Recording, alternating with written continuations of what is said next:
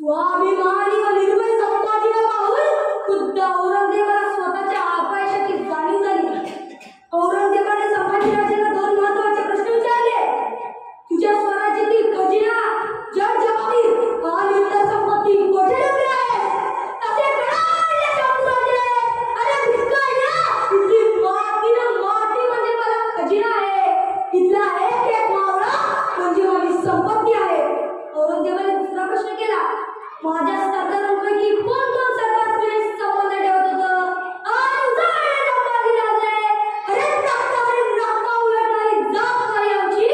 आई भवानीची उद्यापी विकणार नाही पण होणार नाही बेईमान. लक्षात ठेव, सिंहाचे बछडे जगतातही सिंहासारखे आणि मरतातही सिंहासारखेच.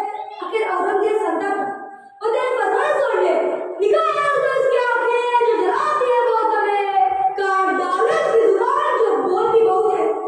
आखिर बड़ी उदय के एक कुआं में चावता संभाला राजाला बांधली गेली. औरंगजेब सुनाले शिवीनुसार लाल लपून तापलेले डोळ्यात घालून राजाचे डोळे काढले. तलवारीने राजाची जीभ छाटण्यात आली. रक्ताचा सडा पडला. प्रचंड वेदना होत असतानाही चेहऱ्यावरही दया, भीती, याचना नव्हती. होते ते फक्त स्मित हास्य.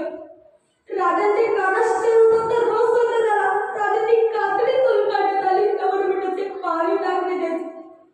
कोणी यायचं गुडघ्याचं वाट काढायचं, कोणी यायचं हाताची बोटे छाटायचं, कोणी यायचं तलवारीने मांसाची लगदी कापायचं आणि कुत्र्या गिधाडांना खाऊ घालायचं.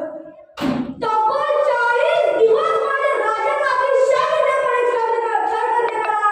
प्रचंड यातनांचा धैर्याला लाथ राजाने सोसला. अरे का? अरे रंगेल असते तर दुखले असते ना. कुठून आले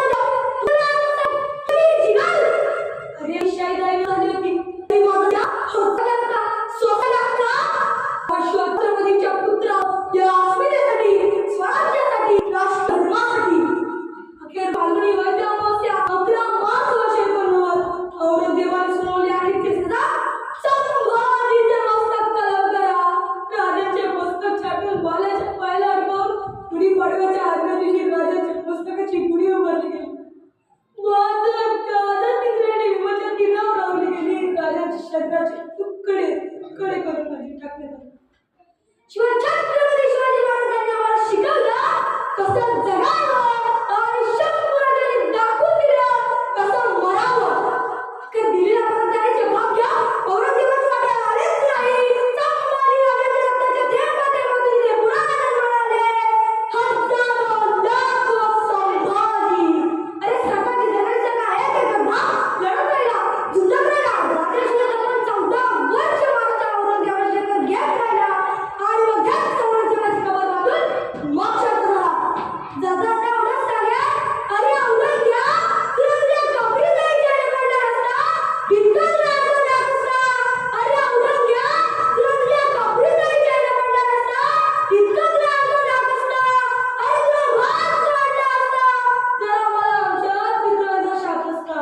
जरा मला आमच्या पितराचा शाप असता. जय